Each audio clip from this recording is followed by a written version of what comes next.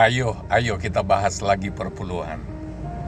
Ada sementara orang terlalu fokus kepada perpuluhan Lewi atau perpuluhan Abraham dan mempersoalkan perpuluhan di zaman sekarang.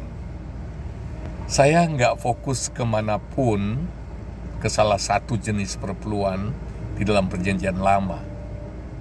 Apalagi mau menduplikasi atau memodifikasi perpuluhan Lewi. No.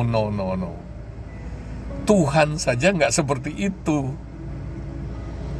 Zaman Taurat tidak menduplikasi atau memodifikasi perpuluhan zaman Abraham atau konsep perpuluhannya Yakub. Dari zaman ke zaman, teknis perpuluhannya itu fleksibel.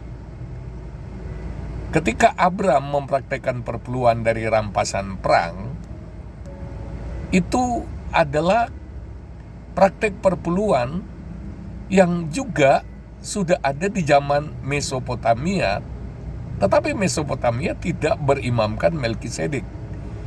Siapa Melkisedek? Dalam Ibrani jelas, dia adalah imam yang spesial, yang agung dalam konsepnya Tuhan. Tentu Mesopotamia tidak bertuhankan Yahweh. Mereka bertuhankan berhala-berhala dewa pagan. Dengan kata lain, sebenarnya Abraham sudah biasa praktek perpuluhan sebelum dia percaya Tuhan, hanya konteksnya adalah persembahan ke dewa pagan. Nah, ketika dia percaya Yesus, dia mempraktekkan perpuluhan dalam konsep kerajaan Allah dengan aturan Melkisedek setelah dia beriman. Nah, tentu walaupun Alkitab hanya menceritakan praktek perpuluhan Abraham yang berasal dari rampasan perang, karena pada waktu itu terjadi perjumpaan dengan Melkisedek, dan itu perlu dicatat. Kan nggak harus dicatat berkali-kali kapan Abraham kasih perpuluhan ke Imam Melkisedek. Sama juga di zaman Taurat, tidak perlu dicatat si keluarga A ngasih ke Lewi kapan, keluarga B ngasih, nggak dicatat. Kalau dicatat semua, Alkitab itu akan penuh dengan catatan praktik perpuluhan. Jadi ada orang berpikir Abraham cuma praktik sekali perpuluhan, tapi mereka percaya bahwa itu adalah kebiasaan memberi perpuluhan sejak sebelum Abraham menjadi orang percaya, yaitu praktik perpuluhan di zaman Mesopotamia. Jadi saya percaya walaupun tidak dicatat, tetapi tercatat dalam ingatannya Tuhan praktik-praktik perpuluhan yang lain. Sama seperti jutaan orang Israel tidak dicatat praktik perpuluhan mereka. Hanya yang ada di sana perintah.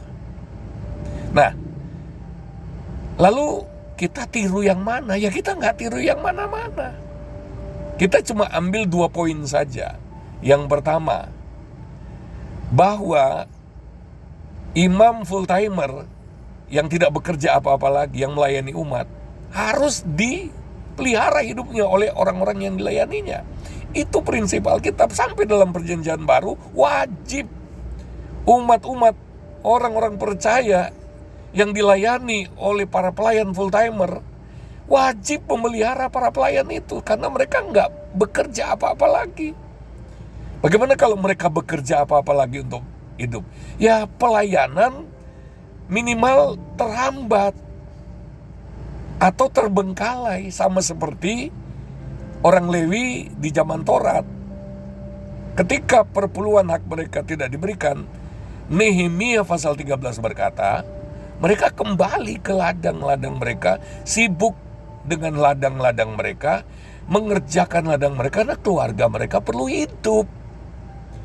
Lah kalau pekerjaan Tuhan terbengkalai, maka Tuhan juga akan menuntut tanggung jawab pada umat-umat Tuhan. Kenapa orang Lewi, kenapa hamba Tuhan full-timer lari ke ladang? Kenapa pekerjaanku terbengkalai? Kenapa tanggung jawab di dalam rumah rohani itu terlalaikan oleh para hamba Tuhan, para pelayan full-timer? Karena jemaatnya nggak memperhatikan. Ini resiko. konsekuensinya bertanggung jawab pada Tuhan. Yang kedua, yang kita mau ambil dari praktek perpuluhan dari kitab Kejadian, kitab Keluaran, dari Abraham, Yakub, dan orang Lewi, adalah sifatnya yang fleksibel.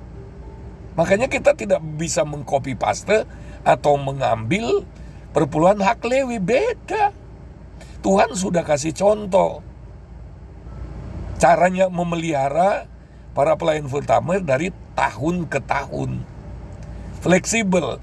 Di zaman Abraham tetap perpuluhan tapi caranya beda. Di Yakub, konsep yang ada dalam pikiran Yakub beda lagi. Di zaman Israel, zaman Taurat, ada 3 jenis perpuluhan untuk menjawab 3 jenis kebutuhan. Sama perpuluhan tapi modelnya beda-beda. Dengan kata lain, Tuhan senang memakai perpuluhan atau 1/10 itu idealnya. Tapi dalam perjanjian baru sukarela. Ya perpuluhan juga harus diserahkan secara sukarela. Karena Alkitab berkata itu adalah milik Tuhan yang diuntukkan menjadi pusaka para full timer. Kalau sukarela itu konsepnya begini. Ya suka-suka saya kasih nggak kasih ya nggak apa-apa. Bagaimana kalau seluruh jemaat berkata ya suka-suka saya kasih nggak apa-apa. Kalau nggak kasih juga nggak apa-apa. Jemaat semua nggak kasih gitu kepada para full timer. Lalu bagaimana pelayanannya?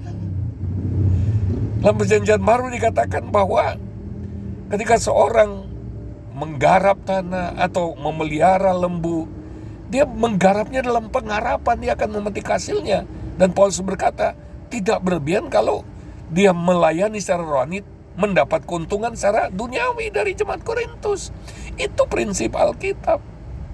Jadi bukan diam-diam saja. Kita harus bertanggung jawab pada Tuhan terhadap para pelayan full timer. Jadi kalau bicara sukarela, itu sudah yang terkecil. Kalau memberi pun sukarela. Kita harus mempraktikkan firman Tuhan sukarela, artinya dengan kesukaan hati, bukan suka-suka. Perhatikan ya, sukarela tidak sama dengan sesuka-suka gua, bukan. Sukarela itu adalah dengan rela hati, rela, harus rela mempraktikkannya. Bukan cuma perpuluhan, ketika kita mentaati firman Tuhan, tidak boleh dengan terpaksa. Lah kalau tidak taat gimana? Ya pasti ada hak kita yang hilang. Ada berkat-berkat yang hilang. Yang kita tidak akan dapatkan dari kalau kita taat. Ya, kalau kita tidak taat kita tidak akan dapatkan. Itu resikonya. Ada yang bertanya, kalau nggak kasih perpuluhan, nggak kasih persembahan, masuk neraka nggak?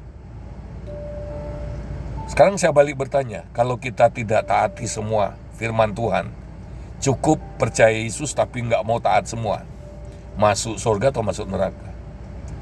Kalau satu kita berani tolak tidak taat, itu berarti kita bisa memperlakukan sama untuk semua firman Tuhan yang lain. Yang penting percaya Yesus. Dan jawaban saya, neraka.